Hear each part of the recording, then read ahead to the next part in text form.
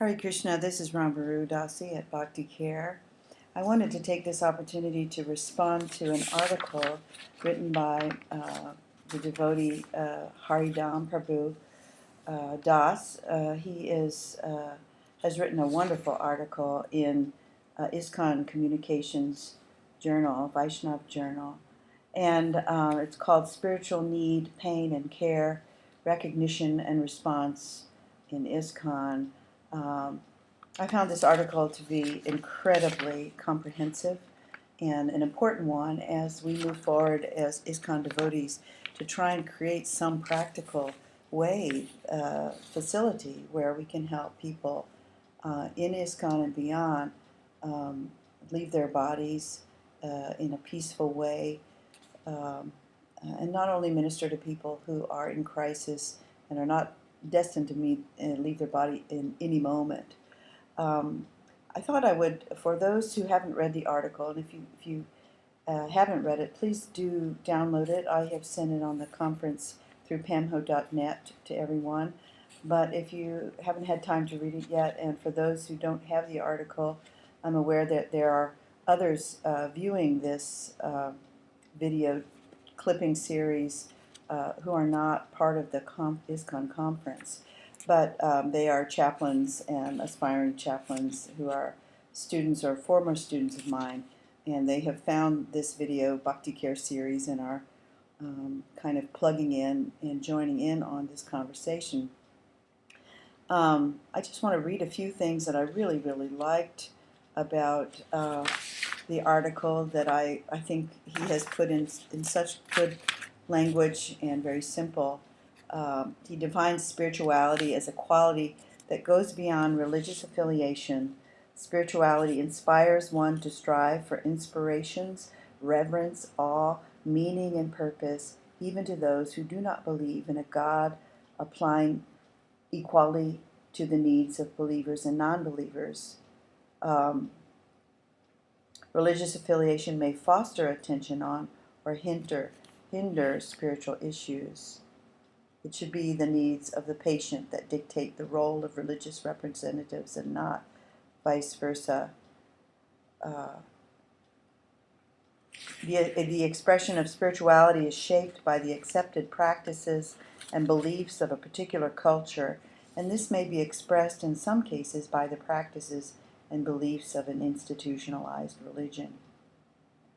It provides meaning to life and sustains the person through personal hardships such as illness, pain, and personal difficulties. It also provides an avenue for celebration when hardships are overcome.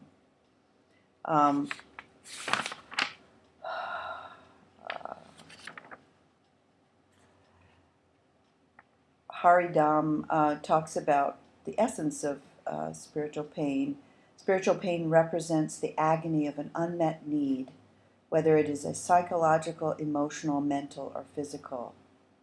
The realization that life is likely to end soon may well give rise to feelings of the unfairness of what is happening, and at much of what is gone before, and above all, a desolate feeling of meaninglessness. He says, here lies, I believe, the essence of spiritual pain. I would agree with him. He goes on to say, spiritual pain can be the result of an experience which completely shattered a previous held view of life for an individual, taking the meaning and focus out of their existence, leaving them desolate and helpless. This experience may be an illness or an accident or some catastrophic event in their life.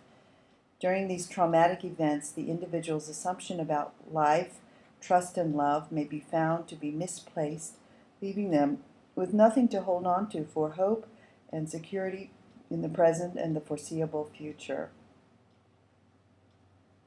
That deeper pain is often associated with something totally destroyed at the center of the individual's being.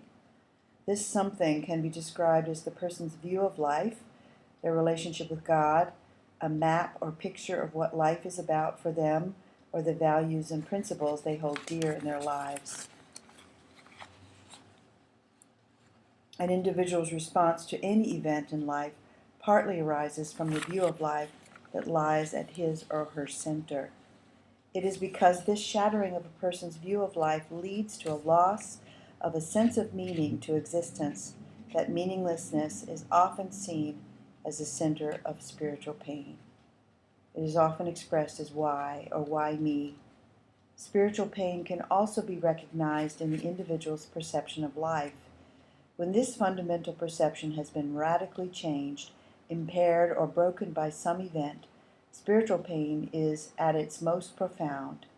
This is often expressed as, I can't see any meaning in anything. Nothing adds up anymore. My world is in pieces, and I am lost and lonely. Spiritual pain is managed not only by professionals, but more often through relationships among the individual and their friends and family. It is a normal human activity which takes place on various levels. Anything from a hug, holding a hand, empathic listening, a prayer, a gift, or even a massage may be a valuable part of spiritual pain management. And I think this is a really good indicator of how pastoral care has broadened into other modalities.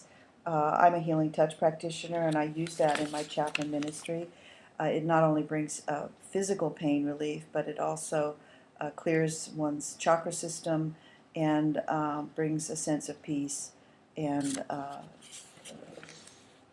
freedom from anxiety. He goes on to say, whilst we care for the body and mind by means of medication, we can treat the spirit by means of non-medication based therapy. This would include alternative and complementary therapies such as art therapy, acupuncture, homeopathy, reflexology, music therapy, and so on. These should be combined with excellent interpersonal communication and counseling skills. Yes, we had a music therapist who would go around and use her music, first of all, by having her music tune in and resonate with the mood of the person she was trying to comfort. And based on the mood, she would choose particular tones and enter into their space by using those melancholic tones or whatever the mood matched. And then gradually, as she shifted her music, she could help a person become uplifted out of their depression and despair just using sound vibration. But to get at that, she would first have to use some counseling skills to inquire from the patient, what's happening with you now? How are you make meaning of what's happening with you now? How do you understand what's going on with you? What are your feelings right now? And then match those feelings that have been expressed with music. And sound vibration is a very, very powerful means of stress relief and also pain management. I appreciate that. Anyway, it's a wonderful, wonderful article. I think what I particularly appreciate about his writing is that he connects what he does and what I do and what other carers do as devotional service, is offering compassion and a compassionate presence to those who are hurting.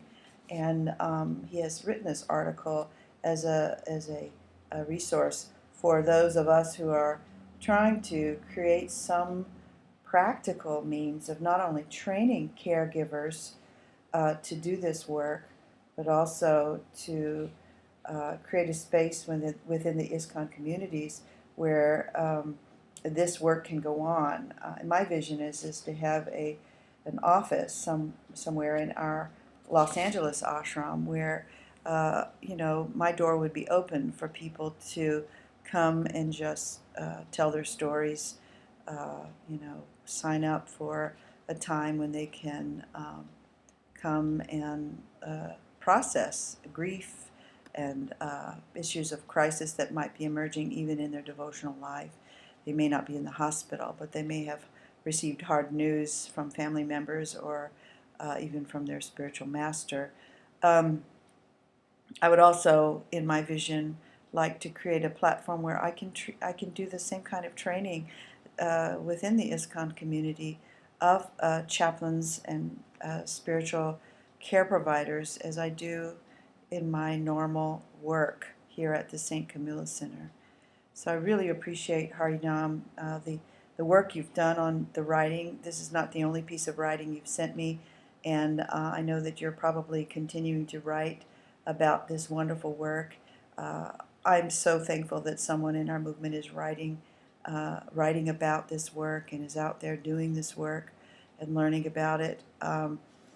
I don't have time to do a lot of writing right now. I know it takes an enormous amount of concentration and energy, and so thank you so much. And those of you who have not read the complete article, please do download it from pamho.net. It's an attachment I sent yesterday to the whole conference, and use this as a resource. Hari Dham is a great asset to the Bhakti Care conference. Thank you so much. This is Rambhoru at Bhakti Care.